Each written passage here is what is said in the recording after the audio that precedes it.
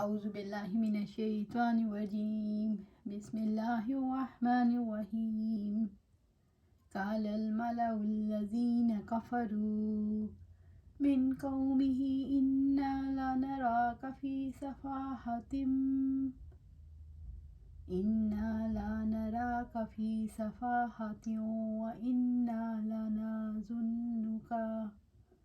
وَإِنَّا لَنَظُنُّكَ مِنَ الْكَاذِبِينَ۔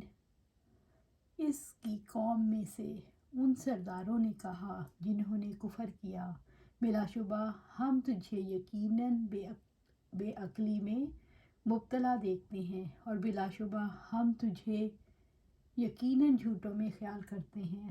سورۃ الاعراف آیا 66۔ قوم کے سرداروں نے ہود علیہ السلام کی دعوت کا جواب دیتے ہوئے کہا، ہم تمہیں بے عقلی میں مبتلا دیکھتے ہیں۔ دوسرا، ہمیں گمان ہے کہ تم جھوٹے ہو۔ اِنَّا لَا نَرَاكَ فِي صَفَاحَةٍ، بلا شبہ ہم تجھے یقیناً بے عقلی میں مبتلا دیکھتے ہیں۔ صفاحت عقل کی کمی، قلت ادراک اور قلت حلم کو کہتے ہیں، یعنی ہم تمہیں احمق، غصے والا اور زندگی کے معاملات میں عدم بصیرت رکھنے والا سمجھتے ہیں۔ تم نے قوم کے معبودوں میں عیب لگائے ہیں اور انہیں بے عقل قرار دیا ہے۔ قوم ہود نے اپنے نبی کی مذمت کی، وہ خود بیوقوف اور جھوٹے تھے۔ انہوں نے ہود علیہ السلام پر یہ الزام لگائے، ان کے نزدیک شرک کو چھوڑنے کی دعوت پاگل پن ہے۔ اس شخص سے بڑھ کر بیوقوف کون ہو سکتا ہے جو حق کو ٹھکرا دیتا ہے اور رہنمائی کرنے والے خیر خواہ کے سامنے اکڑتا ہے اور تکبر کرتا ہے۔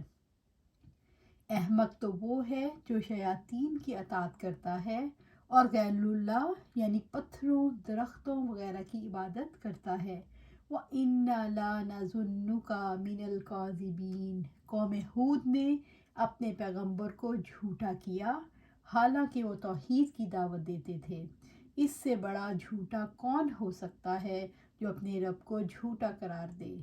قال یا قوم لیس بی صفاحۃ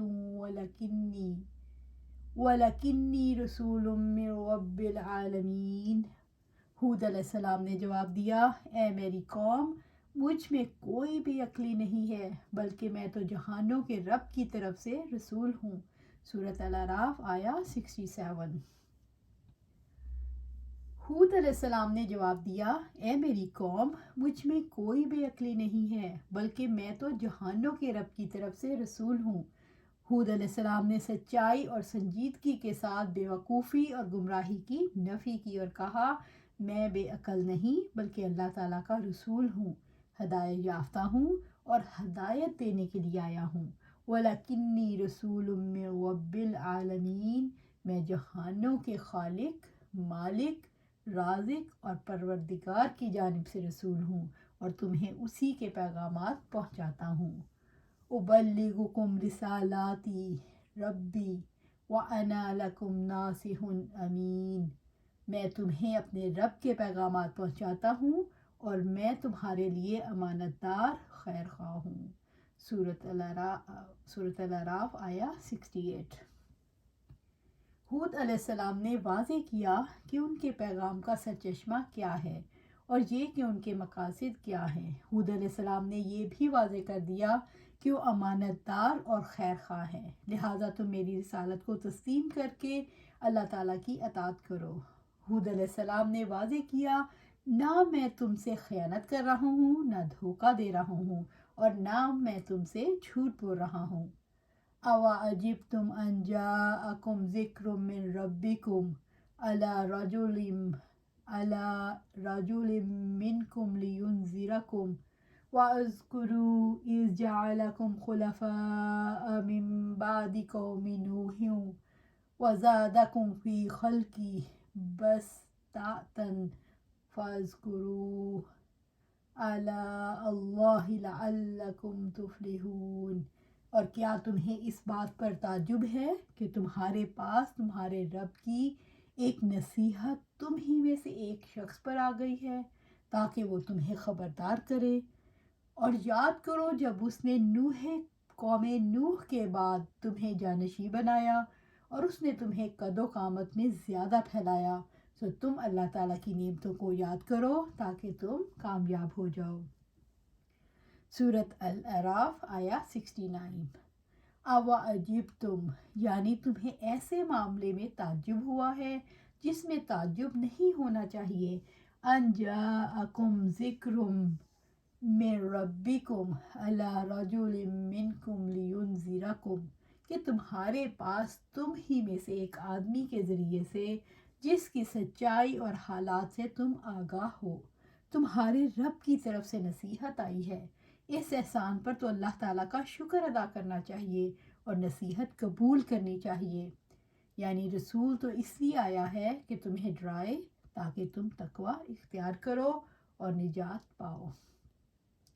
وَاذْكُرُوا إِذْ جَعَلَكُمْ خُلَفَاءَ مِنْ بَعْدِ قَوْمِ نُوحٍ وَزَادَكُمْ فِي الْخَلْقِ بَسْطَةً، اور یاد کرو جب اس نے قوم نوح کے بعد تمہیں جانشین بنایا اور اس نے تمہیں قد و قامت میں زیادہ پھیلایا۔ اللہ سبحانہ تعالیٰ کہہ رہے ہیں کہ تمہیں زمین پر اقتدار دیا اور تمہیں ہلاک ہونے والی قوموں کا جانشین بنایا۔ اللہ تعالیٰ نے رسولوں کو جھٹلانے والی قوم نوح کو ہلاک کر دیا اور تمہیں باقی رکھا۔ اس پر اپنے رب کا شکر ادا کرو اور اس کی حمد بیان کرو۔ اللہ تعالیٰ نے تمہیں باقی رکھا ہے تاکہ وہ تمہیں دیکھے کہ تم کیسے عمل کرتے ہو۔ وَزَادَكُمْ فِي الْخَلْقِ بَسْطَةً، اور اس نے تمہیں قد و قامت میں زیادہ پھیلایا۔ اللہ تعالیٰ نے تمہیں قوت عطا کی، مضبوط جسم اور سخت پکڑ عطا کی تاکہ تم اللہ تعالیٰ کے احسانات کو یاد رکھو اور رسولوں کو جھٹلانے سے بچو۔ پیغمبروں کی دعوت کی بنیاد کیا رہی ہے؟ پیغمبروں کی دعوت کی بنیاد یاد دہانی رہی ہے۔ انہوں نے ہمیشہ اللہ تعالیٰ کے انعامات کو یاد دلائے۔ پیغمبروں نے ہمیشہ اس بات سے ڈرایا کہ اگر اللہ تعالیٰ کے انعامات کو یاد نہ رکھا تو اس کی پکڑ میں آ جاؤ گے۔